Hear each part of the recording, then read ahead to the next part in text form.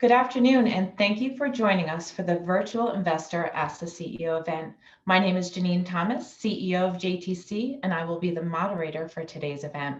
We are very excited for the final day of our Ask the CEO event series, as it is intended to provide retail investors access to ask their questions directly to members of the management of the companies in which they are investing. Before we get started, I would like to remind you that all participants are in a listen-only mode and the chat feature has been disabled. Today, we are joined by SinglePoint. We have received many questions via email throughout the week and are very pleased with the level of interest for this exciting company. If you have not pre-submitted a question, you can do so through the Q&A button at the bottom of your screen. We will get to as many questions as time allows for. SinglePoint is publicly listed on OTC Pink and trades under the ticker symbol SING. During today's discussion, SinglePoint will be making forward-looking statements, and I encourage everyone to view SinglePoint's latest SEC filings on the company's website at singlepoint.com for the latest information. I'm very pleased to be joined by Wil Ralston, President of SinglePoint. I will now turn it over to Wil for a corporate overview before moving into the Q&A session. Wil, we are so happy to have you join us for your first virtual investor event for JTC. Welcome. Wonderful. Thank you so much for having us on. I'm super excited to get into some dialogue today, talk about the company, and really show where SinglePoint is going in 2021 and the execution we plan for. So everybody that's joined us, thank you. We appreciate it. A little bit about SinglePoint. So we're really focused in the solar and renewable space and being able to create healthy living environments through supplying renewable energy sources and healthy air applications to really drive a holistic solution for residential, small commercial businesses, whatever it might be, to create that healthy living environment through the use of renewable energy and healthy air solutions. So we've really jumped into this, made 3 acquisitions, and we're excited to discuss those acquisitions and where they've gone. As 2020 was really transformational for SinglePoint in terms of getting our infrastructure laid, in terms of getting lots of our pieces to the puzzle put together corporately. Lots of corporate actions happened and built that infrastructure for us to go ahead and execute in 2021. So some of the different things that we've looked at and are looking at currently and have installed is really driving towards creating high value opportunities within the energy sector and creating really efficient opportunities within that sector. So look forward to discussing with you, Janine. And again, my name is Wil Ralston. I'm the president of SinglePoint Inc. Well, I can't wait to dive in, Wil. So let's get to why we are all here today. So we're going to start with the Q&A with Wil. And I'm just going to give instructions again. As a reminder, if you would like to ask a question, submit it using the Q&A button at the bottom of your screen, and we will get to as many questions as time allows for. Okay, so Jennifer asked the first question, Wil. So can you explain the delay in the filing of the 10K? Yeah, so again, this was really a part of that. There's so many things that happened in Q1 and the end of 2020 that we had to get into our current filing. So there was a lot of subsequent events that needed to be reviewed by the auditors and make sure that we're setting up that structure properly. So we decided to take the extra amount of time, make sure we're doing everything properly, recording those events properly. In addition to that, part of that is, we raised $2 million in capital in the first quarter of the year. So it was really important that all got into our subsequent events for the annual filing. And then, we had a investment we made back in 2017 that actually came, back to life, and we needed to figure out how to properly and fairly value that investment as an addition to our balance sheet. So again, it's making sure we have the proper infrastructure, making sure it's all recorded properly so that we can move forward throughout 2021 to continue the execution that we've built the infrastructure for in 2020. Excellent, thank you. So Steve S. has a question. Why did the company conduct a reverse split, and what is the plan going forward? Yeah, so we set out a plan in early 2020 to make it our goal to get to a listed exchange. And we've done a lot of corporate actions that have laid that foundation. And part of that was conducting and completing the reverse split so that we could attract accretive capital partners. We could attract more, companies to do business with us. And, so far we believe that it's really positioned the company to meet that goal expeditiously. Okay, so we have so many questions that are coming in, which is great. Amanda wants to know, when will I receive shares from 1606 spinoff?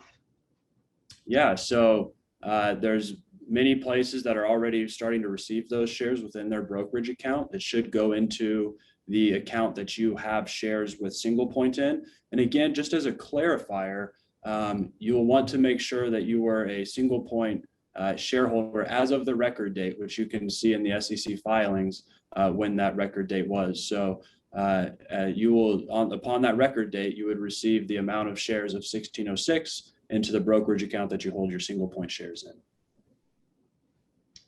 Okay, we have Tom. Can you discuss the company's strategy with direct solar? How do you plan to ramp sales?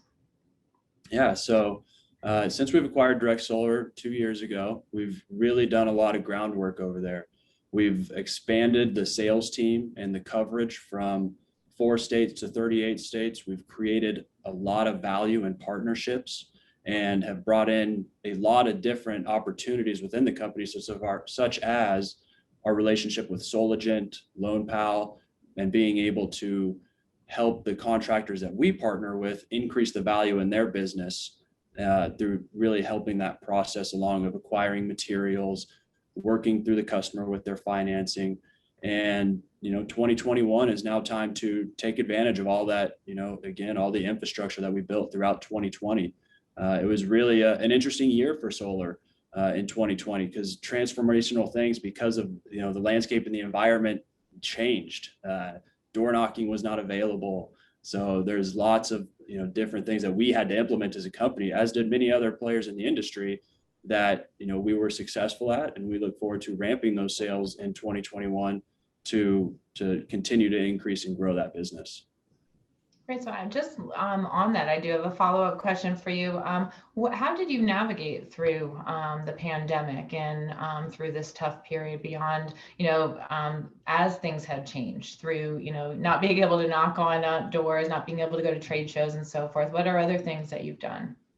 Yeah. So, with that leadership team over there, they did a great job of positioning themselves quickly to do meetings like this, getting clients and customers comfortable with being walked through the sales presentations and being able to present the contracts and get everything signed digitally, which was quite the shift in the business model, because traditionally, solar sales are 90% plus door knocking, and really an in-person discussing all that different things. So we built some infrastructure around there, which took time to develop that sales process, which took time to, start delivering homeowners digitally, digital documents, being able to have them come through our, sales funnel, from online all the way through to our, Zoom calls and everything like that. So it's been, again, we were able to shift the focus a little bit from not just going out and having to ramp as fast as possible, but building a sound infrastructure that'll build longevity and sustainability for the company. Excellent. Really helpful response there. So we have from Trevor, with Tesla growing in market share, how do you intend to compete in solar? Well, I think I'll start off with, there's only 4% of the residential and commercial spaces covered in the available market for solar. So there's a lot of coverage, a lot of room for multiple players in this industry. Additionally, we're not out there supplying one solution. We are looking to be a provider that provides a host of different solutions that is the best application for that particular application. And in some cases, Tesla will be that. We do work with a couple Tesla certified installers, and if a Tesla unit, whether it's panels, battery backup, if that's the best unit for them and their market, then that's what we'll utilize. So it's not, direct competition per se, but it's an option for us to bring that, Tesla solution to our customers that are coming through our pipeline. Great. Matt has a question. Is there any way as investors that we can help advertise direct solar SinglePoint in all of their assets? It's a nice question. That's great. Yeah, I love it. I think the best way of that is again, it's word of mouth. That's your best advertising, right? It's getting out there, word of mouth, talking to your friends, talking to your family, whoever it might be.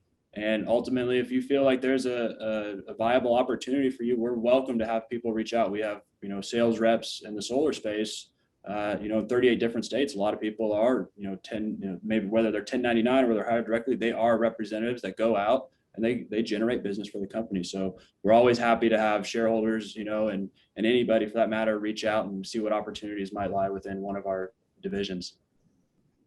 Okay. Jake comes in with, how does Box Pure Air fit into your overall strategy and what are your plans going forward? Good question. Yeah, so Box Pure Air is our most recent acquisition, and they are, creating safe air environments through utilizing an energy efficient application. And there's actually a unit right here in my office. It's it's running right now. As you can tell, it's not interrupting our conversation at all. I can hardly hear it from where I'm standing, and it's actually creating, it's removing, with its 4-inch HEPA filter, it's removing 99.99% of allergens, pathogens, pollens, and other pollutants such as mold and dust and things like that. So, but how it fits, within our strategy is when you're looking at creating a healthy living environment, it's much more than just supplying your energy from a renewable source. There's a lot that goes into that. It's about reduction in how much you're pulling from traditional energy sources, a reduction in the amount of energy that you're consuming. And this is, that's part of this application, is being able to create a safe breathing environment while reducing the amount of energy you may be using to create that. And additionally, when we're acquiring installers or when we're going to homeowners, this is a perfect accretive product for them to pair, because when you're going to do solar, you're not just doing solar, you're doing battery backup. A lot of these installers are doing HVAC systems already and supplying air purification.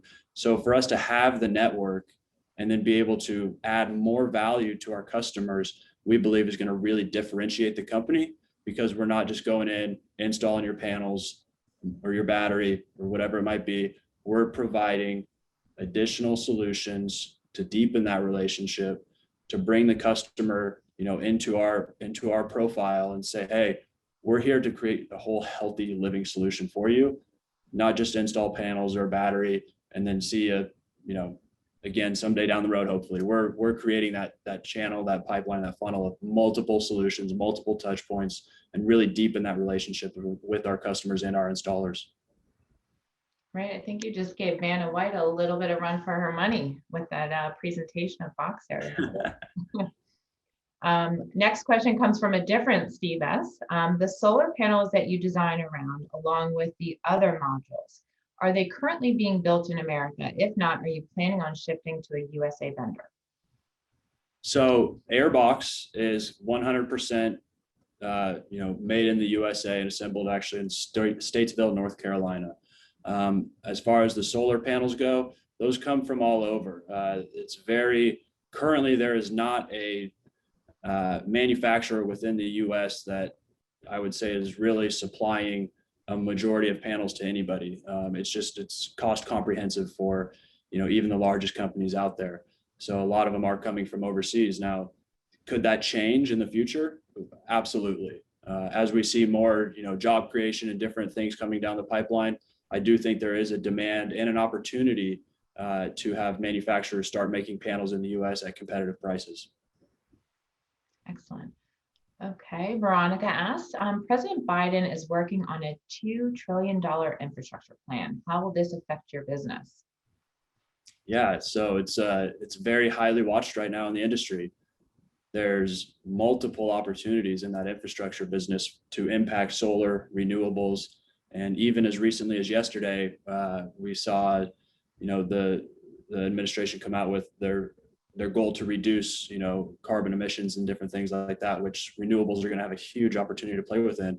But as far as the bill specifically, one thing that we're really keeping our eye on is the ITC extension. They're talking about extending it for 10 years, which is a huge benefit for the solar space. And they're also talking about adding battery backup specific credits. And that would be huge, I think, for the industry, because now, we're talking about two separate lines of business, and two separate credits, which will be phenomenal for consumers and being able to keep the economic, benefit of going solar. Because as it is, top of mind, and a lot of people believe it's the right thing to do. At the end of the day, it still has to make economic sense for somebody to go solar, and it does at this point in time. So adding that ITC credit or the battery backup credit is going to continue that trend of the cost benefit for going to a renewable power source. Excellent. Okay, David asks, what % of sales for 2021 were renewable energy versus 1606? I'm guessing it's 2020 sales. So. Yeah, so not way 95% or more.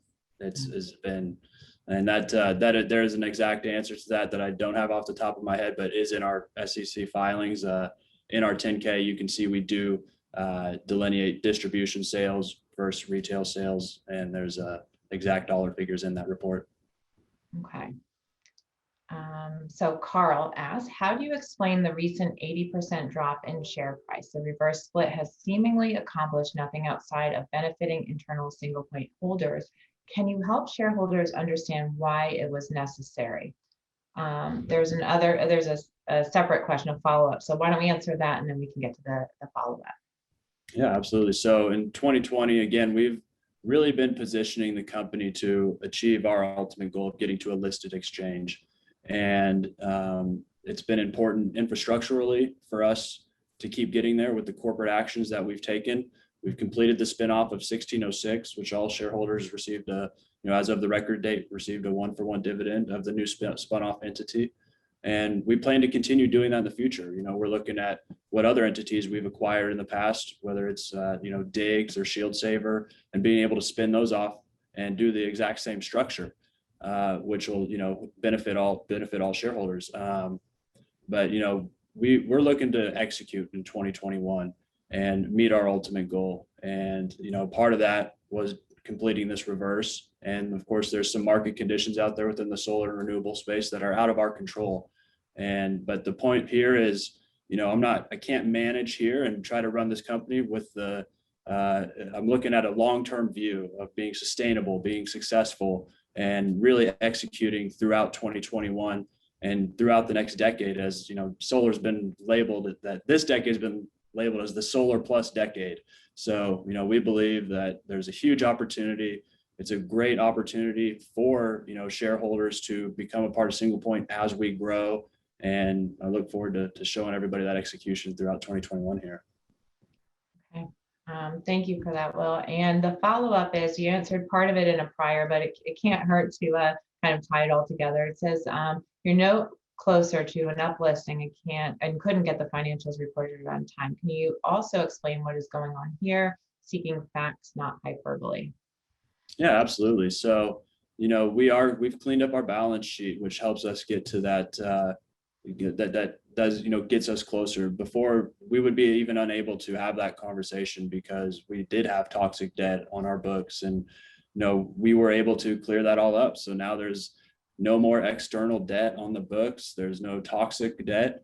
And that's been very exciting for us because it's really cleaned up and repositioned our balance sheet to attract new, mid to high tier investors that want to have those conversations and say, hey, you're in a position now where you could actually complete this. So, that's exciting for us to be able to go out and have those conversations with the bankers that would take us, to that ultimate goal of getting listed. So, in our opinion, we are getting closer. We're going to continue to get closer through the execution as we grow our revenue, grow profitability. And part of that is being able to have conversations with those bankers. Right. And I know there's a second part to that question, but can you please ask again?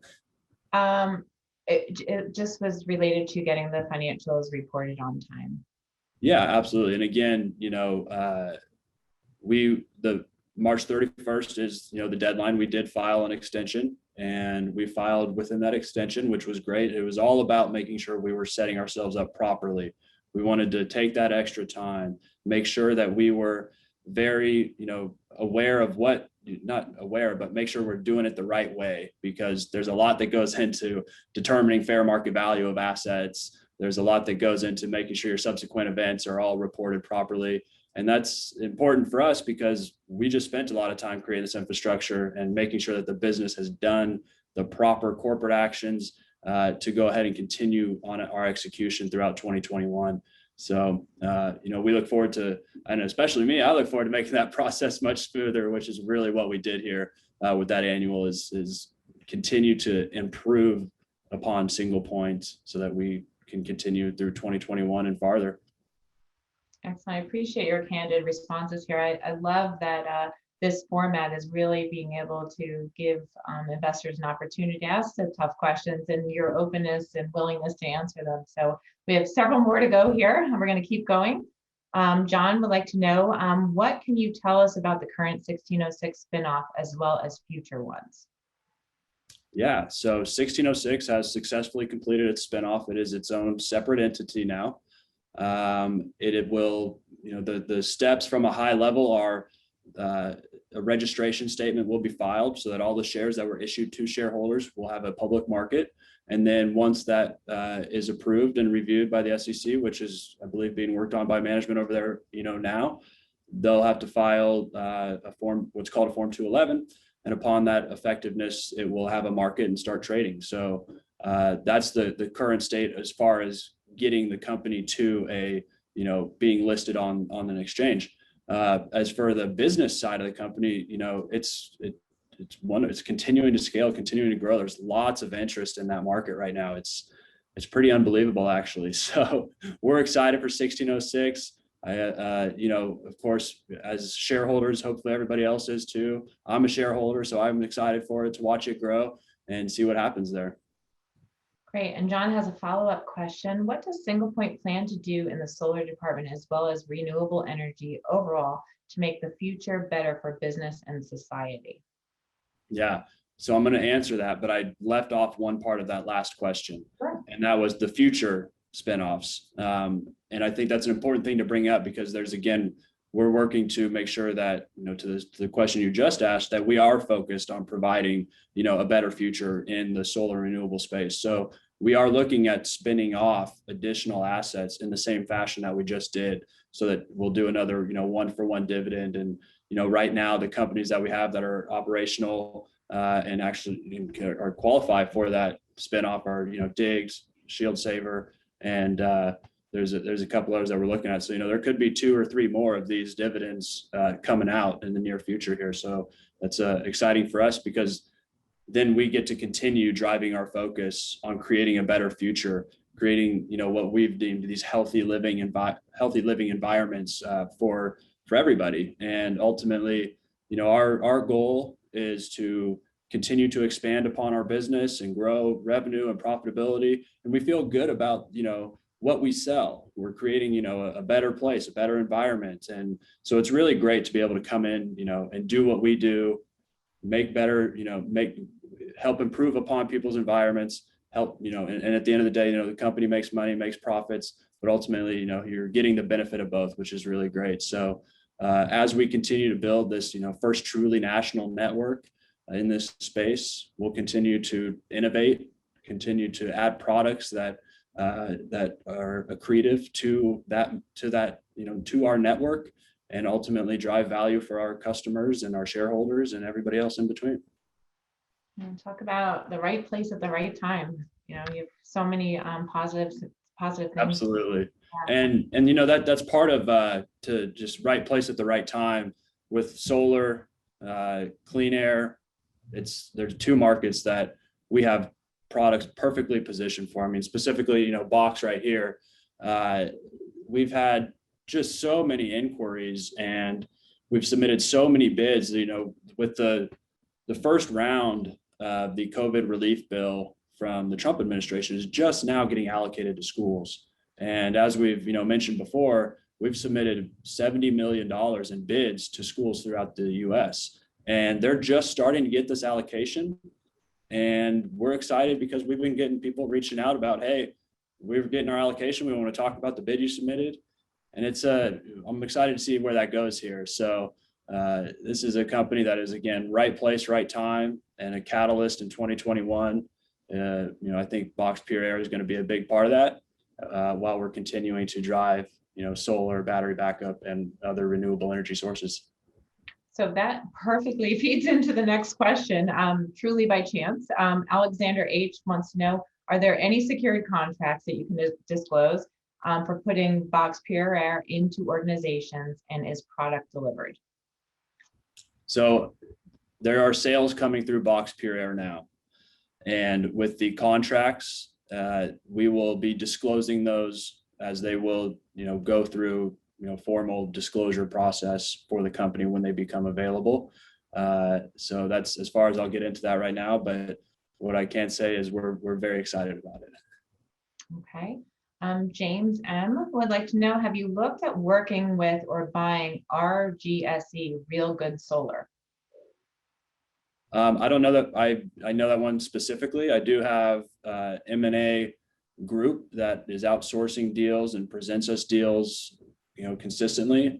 We're looking at installers, multiple different levels to add to the network, and have been in discussions with different companies. But I appreciate the referral. We will look into it, see if there's an opportunity for collaboration there. Great.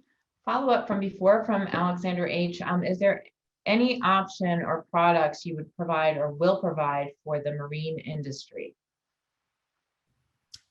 For the marine industry, it's not something that we are specifically targeting right now. Our target has been on the solar and renewable side, residential, small commercial, and we're continuing to build out that footprint alongside the Box Air as well, which is really targeted schools. But we've had great success in hair salons, dentist office, anywhere that has a lobby or a place where people congregate and have to wait, on the business side has been a great market for us. We're in restaurants, we've opened our first store. I don't know if anybody's seen that yet, but if you follow Box Pure Air on Instagram, you can see some videos of our first retail location where we're getting a lot of traffic and a lot of people coming in. Wow, what is this?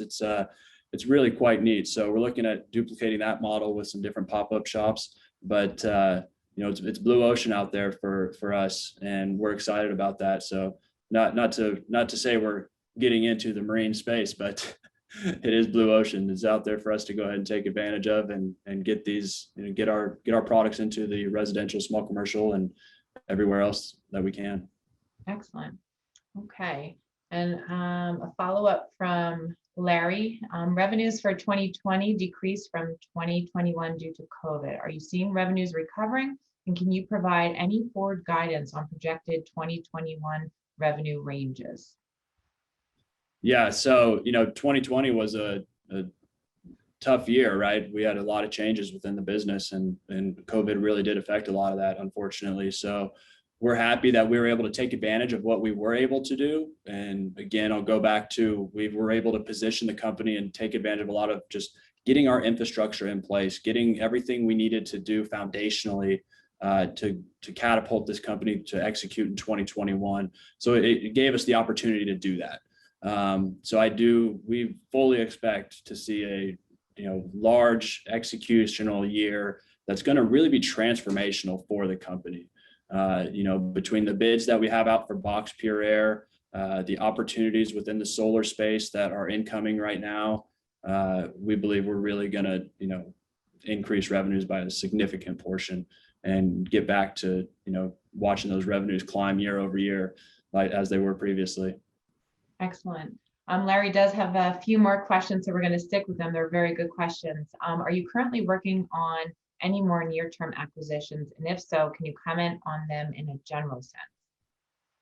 Yeah, so we are having those discussions. As I mentioned earlier, we've got an M&A team that's looking at different acquisitions for us that can really pre-vet them. And that's been a huge bonus for us because it really frees us to work on the acquisitions that we've completed and let them get out there and vet other acquisitions before us, getting through to them. So, it's there's installation groups that we're looking at, installation companies that we're looking at that can feed multiple markets that we can add to the network.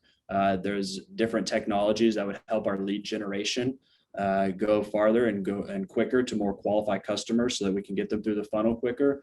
And that's really what we're looking at right now. There's some really great opportunities in the space that would help drive our growth exponentially. Great. And the last one from Larry, when would you expect your financials and share price to be sufficient to uplist to a higher exchange? Yeah, that's a great question. So, that could happen in a couple different ways. There could be maybe a couple of our big box pure air contracts close, and that, satisfies it from a revenue and profitability standpoint, where we can show, viability for, what the NASDAQ requirements or the NYSE requirements are. Or maybe it's we continue to execute, we continue to grow, we make that, we continue to execute on our plan and our goals, and maybe it's a capital raise that takes us there. So there's a couple different ways for us to affect that, and we're going to take, the best way we can that would be most efficient and effective for the shareholders, for the company, so that we can create long-term sustainable growth and make sure that we have a company that continues on into the future and continues to grow, year over year. So, that's what's important. I'm not, I don't show up every day just to, mess around here. I want to create something that we can all be proud of, that we can support and really get behind. That's important to me. So this is about, being proud of that, being proud of the company, the product, and what we do here every day. So that's what, drives me every day. Great. So, well, we kind of hit the 1:30 mark. I have more time if you do. We have some great questions coming in. So if you agree, we'll keep going. Yeah, let's keep on going. I love it. It's good. Perfect. Okay.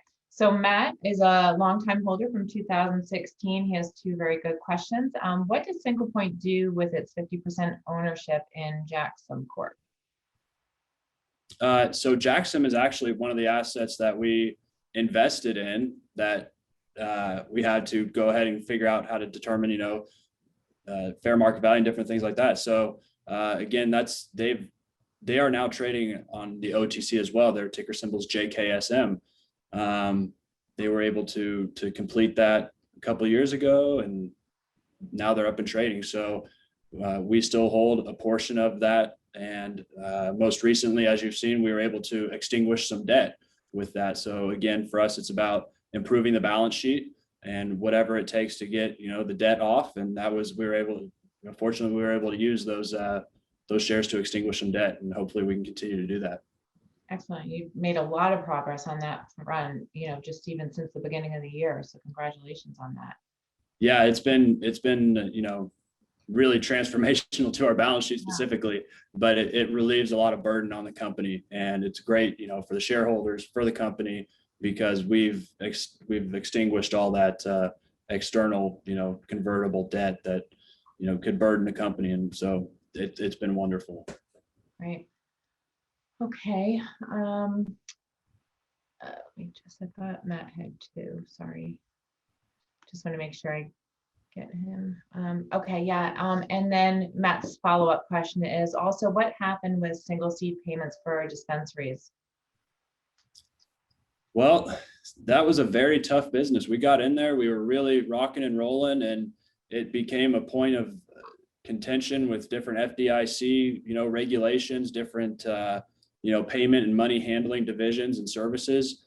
And we scaled that business up quite nicely. And then overnight, it was basically like our business got, taken away from us because they threatened to pull everybody's FDIC insurance. So we worked to find different solutions. And, I guess just going back to the kind of the history of the company, we've provided technology solutions in the past, specifically in payments. And we got into trying to find a solution and build a solution. But, that wasn't driving us to where we wanted to be. And we saw the opportunity in solar to get into a market that we believe is on its, instead of being the pioneer and always first to the business and really trying to establish, educate, and create that market, where solar's in its second, it's its second win. We're going to see the true, consolidation, the growth, the real solutions come out. And we felt that we could provide, with our history, the best case scenario for SinglePoint to continue growth into the future. It got very interesting, always playing within those everyday changing rules of the cannabis landscape. So we corporately made a decision to let's get in and get some business done within the solar and renewable energy space. Great, so much to navigate through. Okay, so Tori has a question. Who are your biggest customers for Voxair? Right now, the biggest customers are schools. It's a very important for clean air environments within the school. It's top of mind to get kids back to school, get teachers back in the classrooms. There's funding for it, there's dollars for it. So that's the largest clientele right now. Again, it's applicable for everywhere, whether it's the discount tire or a Jiffy Lube, wherever it might be, a dentist's office, restaurant. These are all locations that are viable locations for this product. And even residentially, we have had quite a few of our customers that put them in their hair salon or their dentist office. Then they end up calling us back saying, I need one of these for my home, because, and it's not about, specifically COVID or anything. It's actually a lot of times allergy related. One of the things that we've seen happen recently, one of our customers came in and said, I put this in my hair salon, all the smells are gone. I'm only using one Kleenex a day instead of an entire box. I want one for my house too. And that's what really drove that, right? So it's a wonderful solution. I've just super excited for it because it's really making a difference in people's lives. And it's nearly instant. You get it, you open it, and you plug it in. It's beautiful. Wonderful. Okay, so continuing several more questions on Voxair. You recently opened a Voxair store in Charleston. Why have a brick and mortar? Well, it's twofold. We needed office space, so it's got an office component to it. And we believe that there's a great opportunity to run these pop-up stores to drive customers to the place. And this is a high-end product. A lot of people, especially in that area where the company is located, there's a great network down there for those that for box. And there's a lot of people that want to come in and see the product and look at it. And so it kind of helped us do two things. It helps us, establish that credibility within the community for people to come in and see where we're supplying most of our units right now. And it also gave us office space for the people that are working for Box right now. And it's, we're kind of looking at a Tesla-like pop-up store model where it's just very clean. We're creating a safe air environment. And we're actually making it so that we're trying to structure it so people can come in, they can stick around. A lot of the coffee shops and a lot of the workspaces are closed down there. So we're trying to create a space where people can go and feel comfortable to get out and work and, sit down for a little bit and just do something outside of the house or whatever it might be. So it's been phenomenal for us so far. Great. Steve S has another question. Have you considered joining with builders to pre-wire new homes and offer the option to add a system at a later date? Absolutely. Yes, it's a great opportunity with new home builders. Actually had some discussions as recently as last week around that specifically, and not only just on the solar side, but also with Box. So we've got an in-vent solution where we can actually, in your returns, put this filtration system and dial it in so that it meets the pressure, dynamic pressure of the system, so that we're not putting any added stress on the AC unit itself. And that way, with our units, you're creating a whole home clean air solution because we're inserting the filtration directly into the return air system. So with new builds, custom builds, retrofit, whatever it might be, there's a great opportunity to bring in those developers, HVAC installers, and provide a great solution that they can then in turn provide to their customer base. Okay. All right, we have Nick has, what is your primary source of lead generation for solar? Is Energy Wise producing real buyers? Yeah, absolutely. So the primary source for leads right now are where we get most of ours is sales dealers. So those are third party, typically small units of individuals that have set up a business to go out and generate leads, boots on the ground, internet, anything like that. and then we partner with them and they drive us leads. So on top of that, energy-wise, the company we recently acquired develops leads mainly through digital marketing, YouTube, Facebook, Google PPC, anywhere where we can display solar ads, and we're even doing, mail and different things like that. So they're creating leads that we sell to other companies as well. And the great thing about that acquisition is those individuals that started that company have a long history in solar.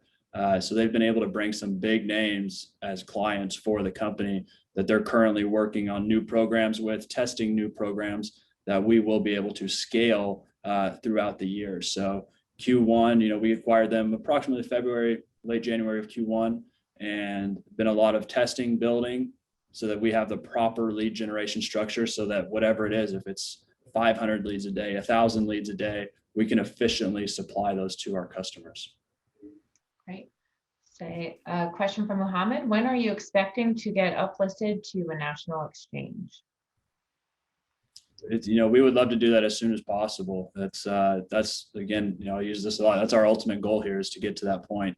So it's going to be a combination of a few different things, and we look forward to doing it as expeditiously and efficiently as we can. That's most beneficial for the company and for the shareholders. We don't want to, put ourselves in a situation where we do it too quick and it's not great, and we're just fighting to maintain that listing, so to speak. We want to make sure that we are properly well positioned to make that jump to a listed exchange and then flourish from there. Yeah, and I have to give you credit. You and the team have taken such deliberate steps since the beginning of the year. I know last year, a lot of the strategy planning for that was put into place, and I give you a lot of credit for taking that approach. Sometimes you see companies, we've seen them, all day, every day, that just don't have the proper fundamentals in place, and like you said, are just fighting on a day-to-day basis to maintain that listing. So give you a lot of credit for your patience and just really applying a strategy in order to do it right. Absolutely, and I appreciate that. It's not always easy, right? So sometimes they're very hard decisions that you're not seeing the immediacy that that you would love to see or whatever, but we're really trying to set up a long-term, continue driving, quick near-term growth, but overall long-term sustainability for the company. Right. Your shareholders are loving the Box Air, I will tell you. more questions here. So we have Jen wants to know, is Box Air a one-time sale, or do you sell filter replacements too? And if so, is it subscription based? Yeah, absolutely. So you purchase the unit. There is a triple. So in the Peak series, which is what you see behind me, there's a triple stage filtration in there. There's carbon filter, an antimicrobial filter, and a 4-inch American-made certified HEPA filter. And I emphasize certified because not every HEPA filter is certified. And that's very important to note, as a lot of companies are marketing HEPA-like HEPA, but they're not certified HEPA. And that has to go through a specific rigorous process. I shouldn't say rigorous, it has to be tested before it goes in. So on the inside of every unit, you can see the testing certification for our HEPA filters. And they're 4-inch filters. They're not your light, 1-inch HEPA filter. It's 4 inches of filter. It's huge. And but yes, those filters do have to be replaced. You can buy either subscription. You could buy, for example, with our schools, we sell 5 years worth of filters with the initial purchase, because that's, for budgeting and planning purposes for those businesses, that's how it works out best.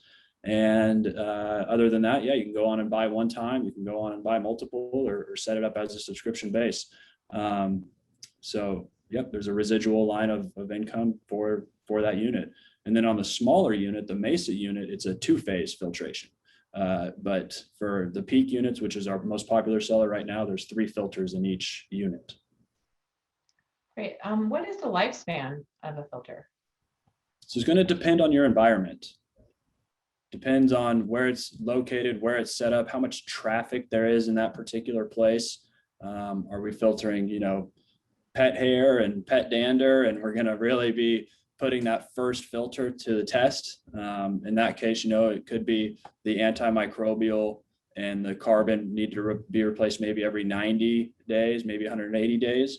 But if you're in a relatively, clean air space, like for example, my office here, it's going to last a lot longer. But the HEPA filter is rated for 4 years. Great, thank you. Okay, so we have Jeremy and James asking a very similar question, so I'm going to combine it. And I think this is going to be the last question that has come in. So what catalyst can we expect to see out of the company over the next 12 months? And what are you most excited about? So, I think everybody from the questions that you've most asked about today, what I've been really excited about because of the dialogues with different companies and different groups that we've been talking to, there's a huge near-term catalyst for us here with Box Pure Air. I mean, it's really an opportunity that I'm very excited that we were able to execute upon and make happen because of the current environment, because of what it does, and the engineers and the foundation of that company is just it's very unique. It wasn't just, hey, wow, there's an opportunity to, create clean air environments here, and it's going to be, here just for COVID. This product was developed in 2016 with some forethought, and we're really going to need clean air environments. If you look at, other countries around the world, it's a huge, pollutants are a huge issue. And even here, right, we choose to drink filtered water in a lot of areas. You can choose the water you drink based on how comfortable you feel, but you can't choose the air you breathe. So as many places that we can create clean, safe air environments, I think that's going to be a huge opportunity, in the market. It's great for people's health. It's just, I'm super stoked about it. So that's going to be a really nice, near-term catalyst in 2021. And of course, that's not to downplay anything else we're doing, because there's some amazing opportunities in that space too.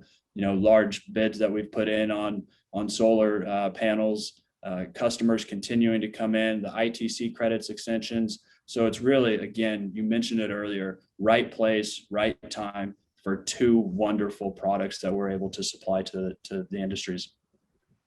Excellent. I was going to ask if you had any closing remarks, but I feel like you just summed everything up. But obviously, you're welcome to make any closing remarks before we kind of close out this event.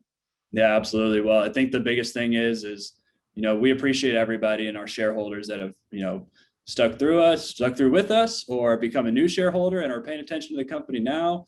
I really want to say thank you, and I'm excited for 2021 to really be a transformational year for SinglePoint.